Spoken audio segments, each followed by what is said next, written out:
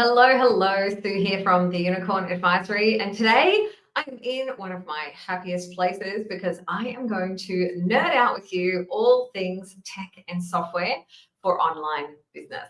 Literally, it is my favorite thing to talk about, and I'm going to share some things that you might want to consider when choosing what software to use in your business, when choosing if you want to change software, and just some general things to think about mindset wise, because I see a lot of comments in various different Facebook groups saying, what should I use? This or that. And, I'm using all these things. How can I simplify? People look at different tech. There's so many shiny objects of new things coming onto the market. There's deciding whether existing software is going to do it for you, whether you're trying to save money, have a better setup, whatever the case is. We're going to go through tech stacks today and how to decide on what is going to be the ideal tech stack for your business. But first, what even is a tech stack? Well, a tech stack, if you think about it, if you're going to start a physical business like, say, a shop or a restaurant, you would need software in order to run it. If you had a shop, you would need some sort of inventory system. You would need some way of taking payments. So even though you are in a physical environment, you still need software in order to keep your business running. Perhaps you need accounting software, maybe payroll software and timesheet software for tracking your staff's time. There's lots of different things that you need. And when we have an online business, we have the unique advantage of having super low overheads because we don't have rent. We don't have stock for most cases. The only cost generally is the software that you use to run your business. And there are a billion options. Maybe not a billion, but lots and lots of different options. And choosing software is just as hard as if you were trying to choose the best smartphone or choose the best running shoe. When you go and start looking into it, you can find dozens and dozens of reviews from different people, comparisons, and there can be this goal, and you can spend a very long time going down rabbit holes trying to figure out what is the perfect one and what is the best one. And I do want to start this by saying, despite me being the world's biggest Kajabi nerd, Kajabi isn't always the best thing for your business. There is no perfect software. There's no thing that is going to tick every single box of everything that you need. Potentially, you could get that if you were going to go down the custom software path and have everything built for you, but that is going to come at incredible cost and potentially a whole lot of headaches and ongoing maintenance. So stop looking for the perfect software. Let me talk through some things with you that you might want to consider. And of course, if you've got any questions as I'm going, I'm always happy to answer questions, especially around my favorite topic, which is software and tech for online businesses.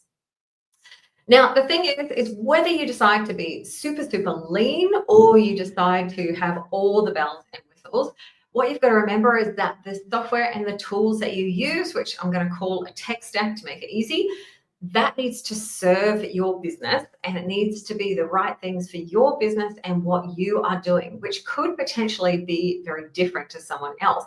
Something else to consider is making sure that it is the right thing for the time that you're in business. When you are a beginner, when you're just starting out, when you're in your first year, then you're probably not going to need a whole lot of the features that you can get in more advanced software. The things that people who are scaling to million and multi-million-dollar levels where they have entire teams running their business are going to have very different software needs to someone who's earning 50 grand a year with their online business and needs to keep things probably pretty lean and streamlined. So remember to think about where you're at in business, how long you have been, and what this is going to do for you specifically.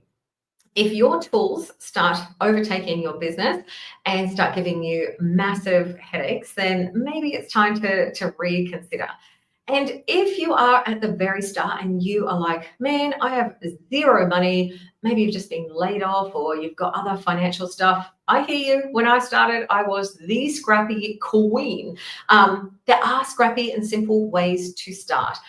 At the end of the day, the tools that you use are there to make your life easier. You could sell products by using free social media accounts, by using things like YouTube. You could use your phone to record videos and social media content.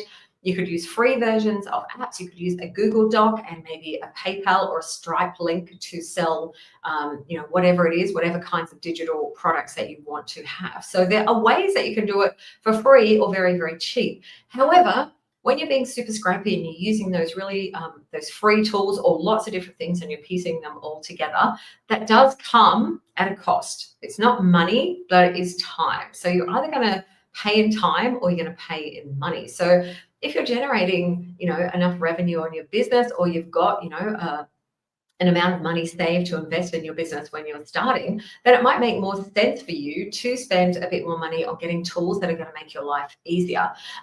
Also, things like, selling off Google Docs and PayPal links and not having a website, it's possible, but it's more likely you're going to sell more and have a bit of a better reputation if you have got a website and if you are using, shopping carts that are part of that website and the process is a bit more streamlined. Does it mean you can't sell without that? No, but it's just those things that are going to help you optimize and save time. Now, there is definitely a desire, particularly at the moment when, there's a whole lot of craziness happening in the world. There's a whole lot of instability. There's people facing, wondering if there's going to be some kind of a recession, and, money saving is a big, big priority for a lot of people. But where I see people putting their energy in a lot of times, especially when they're on socials going, oh, I'm spending all this money on software, how can I save the money, is that they'll put a lot of effort into saving, $50 or $100 a month, and then have the work of transferring to a whole nother system just to save that small amount of money, instead of putting all that time and energy into thinking, well, how can I earn more money so that the money I'm spending on software is less of a problem? Now, I 100% think that you should go through, probably every 6 months or maybe every 12 months, go through your subscriptions, go through your credit card statement. I have a software tool that I bought off AppSumo because I'm one of those people who buys software instead of handbags. That's fun for me. But you could just use a Google Sheet or something to track your software expenses so that you can make sure that you are reflecting back. I definitely think that that's a great thing to do for things that you're not using. But when I see people putting an immense amount of time and energy and time cost into moving platforms, learning a whole new platform, they're like, oh yeah, I moved and it was $100 a month cheaper. Think about all of that time, and it is a lot of time. It's mental load that you probably don't consider. I've moved platforms a couple of times throughout my business, and I've done it in the past and previous businesses. And sometimes it can take weeks or months, and that is weeks or months you are taking away from selling, from growing your audience, from doing those core pillars of business building, because you're spending all that time and energy on the tech instead of spending that time and energy on how to grow and build your business and potentially bring in additional income, maybe even to the point where that $50 a month or whatever it is that you're worrying about isn't even going to make a difference. So definitely consider the time aspect when you are considering changing platform just out of financial reasons, because I do see this a lot, and it's like, oh, here's all the things that I'm using and they are costing me a lot of money, how can I cut down? And people will suggest, alternative platforms. And yes, you may be able to save money, but is that really the best thing for your business? Something else to consider is the student or the member experience, your customer's experience. You may change to a platform that is cheap or even a one-time cost. Now, I adore Thrivecart. I love it. This is not going to be a diss on Thrivecart. However, as a student, there are a lot of people who use Thrivecart as their student platform. I really hate using it as a student. It's not a nice experience for me. So sure, for you as a course creator, it can save you money having your courses hosted in. Excuse me. Okay. I think I'm back now. I do apologize. Thank you for hanging with me while I got over that coughing fit. See, this is why I'm video anxious to have things like this happen. But hey, it's happened. I'm going to keep rolling. So, when you are considering changing platform because of the financial cost, just think about whether you're doing it just for yourself and to save a little bit of money, and what the impact is going to be like on your students. Especially if you're moving from one platform to another, you're going to have to let, excuse me, you're going to have to let them know that you are moving, and you are, that can be a headache, like the whole moving thing, and it can be a really disruptive experience for your students. They then have to get to know a new platform, and maybe that platform isn't quite as clean and easy for them to use as the one that you are on. So definitely consider not just the ease of use for yourself, but the ease of use for the people who are going to be using the platform where you're hosting your courses, perhaps doing your coaching program, your community, your membership, whatever it is. Make sure that consider your student and members' needs and their ease of access as well. Excuse me. So something else to consider. I say this as someone who has been in online business for a really long time. 25 years I have had my own business. Back in the days when you started a business, I had an e-commerce business, and the software was literally shipped out to me in a box. The software cost thousands to set up, and not to mention all of the other costs. And then when I was running an e-commerce business with 15 staff, we had products that were being shipped 3 different warehouses worldwide. As you can imagine, the overheads for that were phenomenal. And this was an online business. So this was cheaper than running a physical business. And sometimes I see people going, oh, I've got to spend, hundreds of dollars a month on software. Like that's, sort of a hardship. And I totally understand that when you are starting something and being super scrappy and you don't have a lot of funds behind you, it can seem like a lot. But in the scheme of running a business at all, it is so cheap. It is so accessible, and it is so possible for us to be able to have businesses online with really, really high profit margins and really, really low costs and overheads. And I guess it does help that I've come from a background where, the cost of a few $100s a month for software is cheaper than even my electricity bill for running our warehouse and distribution center. But if you were to open a shop, if you were to open a restaurant, even if you were to open something like a food truck, the costs involved are going to be in the tens of thousands of dollars, if not hundreds of thousands of dollars. And here in 2025, we can start a business with practically nothing. So, put it into context and appreciate sometimes how good we have it in terms of the costs of running this business. It's your laptop. It is the software that you are using to run your business, which, can go across a spectrum. But, you can run a 6-figure business with very, very little overheads. And that is wild and so awesome.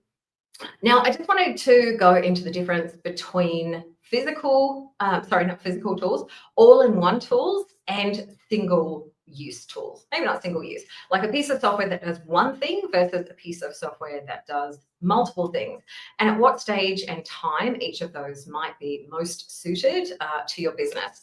Now, both of these are valid. I have gone through both situations myself.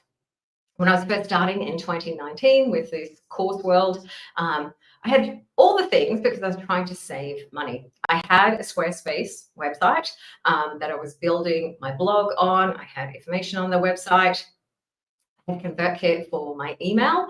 I decided to use Teachable because I was like, well, I don't really need Kajabi because that's more expensive and I've already got a website and I've already got email. So I didn't see the point of it in the beginning. So I used Teachable on the cheapest plan. And I soon found that I kind of outgrew the cheapest plan and needed to go up to the next plan. And then I wanted to do webinars. And to do webinars with Squarespace, then I needed somewhere to host the videos. So I was looking into a video hosting, and I wanted to set up evergreen webinars. So I was looking into webinar software or perhaps landing page software, because Squarespace landing pages at the time, I didn't really like using them. And it was just all a little bit out of control, because when I actually added up what those things were costing me and the things that I was going to add in on top of that, soon, this mission, this kind of complicated setup that I had made in order to save money, was soon costing me much more than it would have cost had I gone with Kajabi and used an all-in-one tool. And I did actually decide to go down the path of Kajabi and use that all-in-one tool and ditch the other tools. It took me a while to transition everything into Kajabi. And I didn't actually realize the kind of mental load or how heavy it was having to learn all these different software systems and be dealing with support desks with different software in different places. I had two businesses at the time. So one of them was this sort of, Kajabi plus, there was still some old stuff on Teachable and had ConvertKit and Squarespace. And, there was a lot going on with that and a lot of different places that I was checking.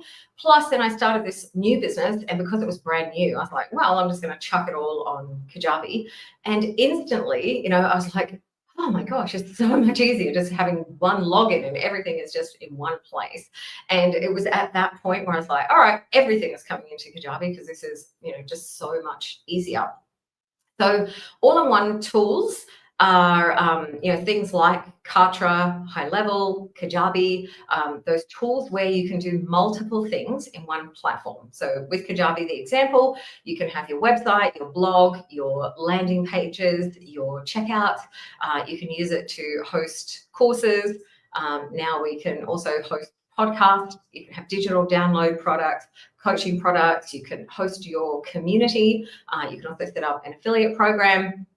There is a lot that you can also email marketing. So it's kind of everything is in one tool. So rather than having multiple different things and then linking them together and connecting them, sometimes you need to do that via a third-party tool called Zapier. So you've got, the connector tool between them. It's in one system. So I'm a convert. I've been doing it this way for 5 years now, or 6 years nearly, since I moved everything over, and definitely love the ease of use. And especially when I had that, that difference between having the cobbled together versus then going into the everything in one place. It was such like a visceral difference. Like it was just like this sense of relief. I'm like, oh my God, they're so much easier.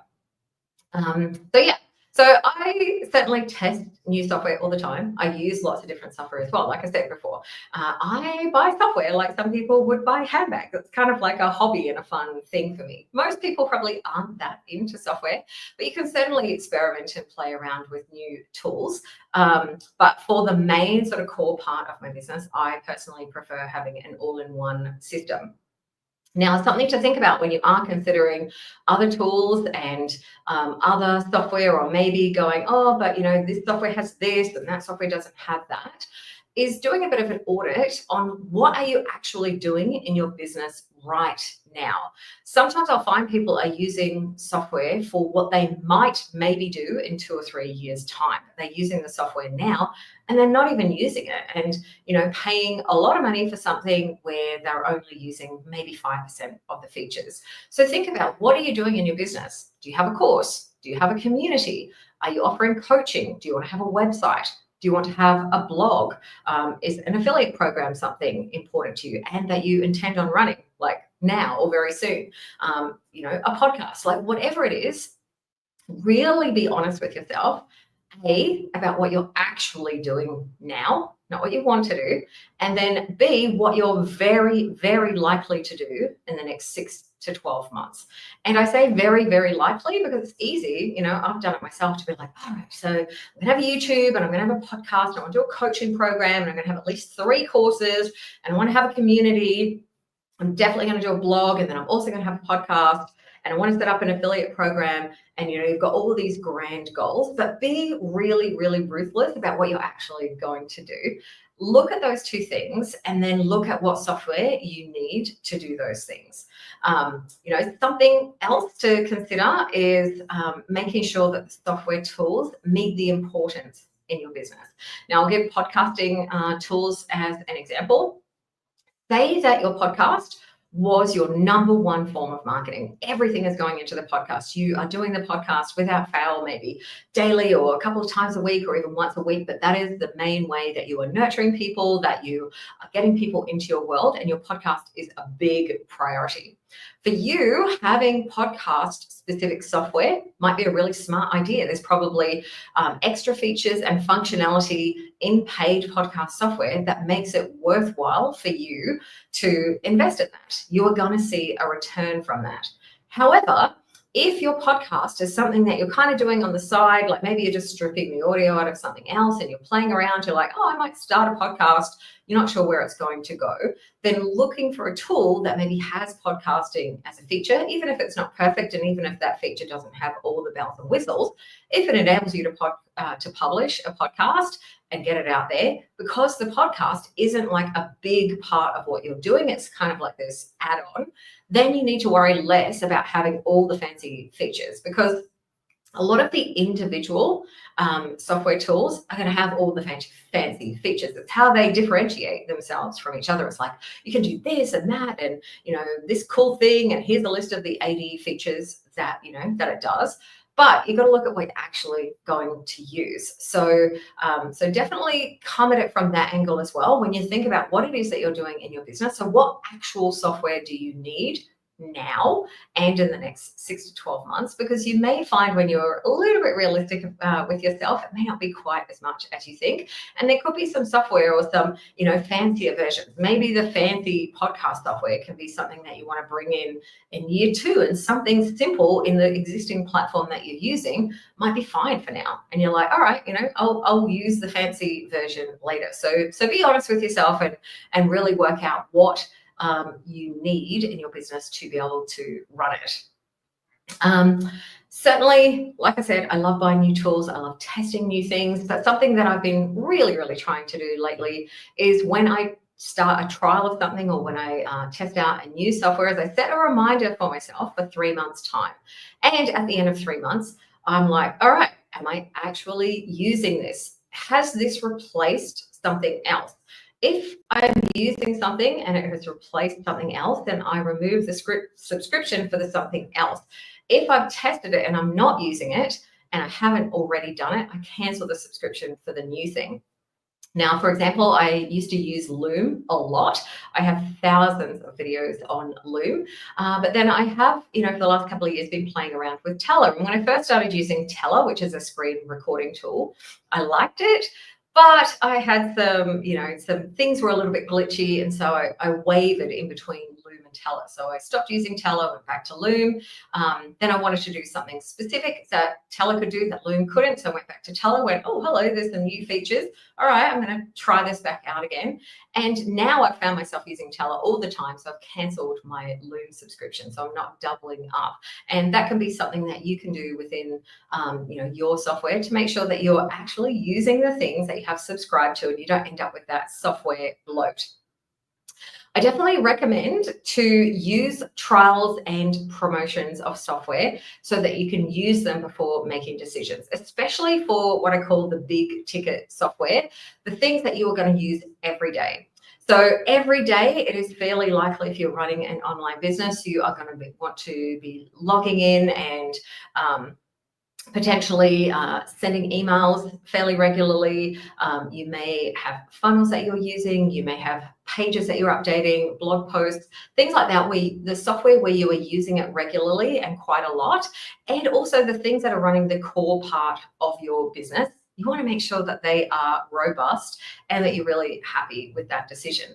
And sometimes it can be a case of all the reviews in the world, all the, the walkthroughs and other people's opinions don't matter, because the opinion that matters more than anything, your opinion. What do you like using? That's why it's so important to take advantage of free trials or extended trials when you've got those available to you. So if you get it down to, say, 2 different choices, you can go into both of them. You can actually do some things in there. Most software will allow you to have a pretty much live version of the software. So go and do the things that you're going to be doing in the business, those things that you've identified that you're either doing now or you intend to do in the next 6 to 12 months, and do them. Go and set up a landing page. Try to send out an email or whatever it is that you are doing, a checkout, perhaps set up a course. See what that is like and see how easy it is to use. Not only that, I strongly recommend not just trying it out and seeing if you like using it and if you can figure out how to use it. What are the help services like? Is there a live support? Is there, really good help articles that you can follow? Is it a software where there's lots of tutorials available on YouTube? Is there a fantastic Facebook group with people that will help you? Go into the Facebook groups and ask some questions. These kind of things are going to give you a feel for not just what it's like now, but what it's going to be like as a user down the track, to see whether you are going to be able to get the support you want, if it's going to be able to do what you want. But do just remember, when you are trialing, you're wanting to get the thing that gets you the closest to what you're doing right now, because there is no perfect software.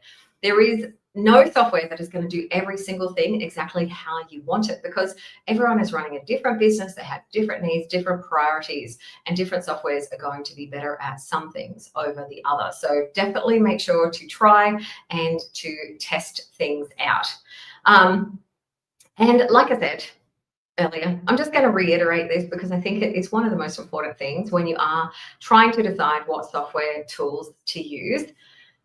Make sure in your business you are focusing on the most important things. Now, for me, I think the most important things to generate revenue in a business, which is what you should be trying to do as a business, is to be seen, grow your audience, nurture your audience. You need to create value, which means building great offers, great digital products, things that you can sell, your digital assets. And then you need to make offers to people. You need to ask them to buy things from you. You need to set up your evergreen funnels. You need to email people. You need to put your stuff out there on social media and sell it.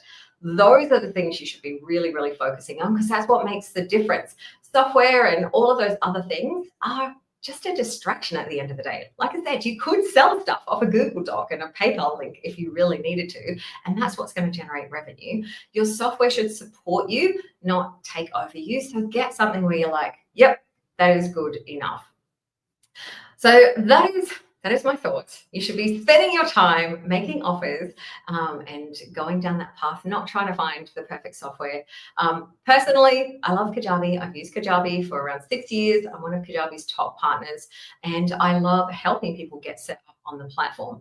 It is not for everyone, but I do find it is especially helpful if you are new and you are wanting to get everything set up and do it in one place. Like I said, I tried to save money by doing a Squarespace site, and that was like $30 odd, and then I had Teachable, which is another $40 a month, and then ConvertKit, which was, I don't know, another $20 a month or whatever it was. Like, all these little things soon added up. So my desire to save money and to be a bit of a software tight ass was soon replaced by, using something that was the same price as the software, or the individual things quickly added up to being more.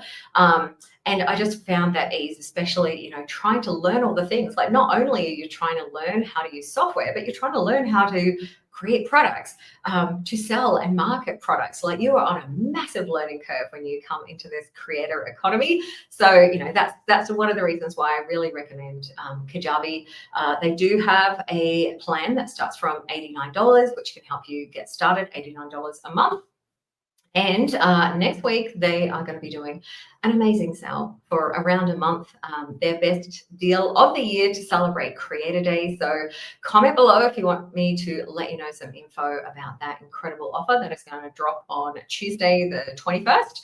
And I can tell you all about it. And I offer some amazing support bonuses as well. So I would love to help you get started. But if Kajabi is not for you, that's totally cool. We can still be friends, and you can find the other things that are going to be the right software for you.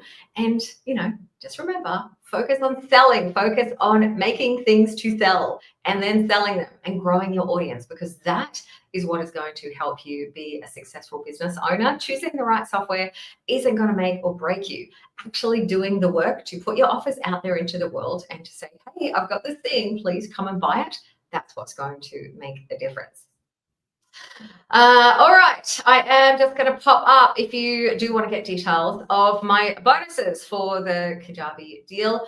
They're not totally ready yet because the promotion doesn't start till Tuesday. So depending on when you are watching this, it's running for a month through till the 23rd of May. So if you do want that, a very, very, very good Creator Day. It's the best deal that Kajabi ever offers.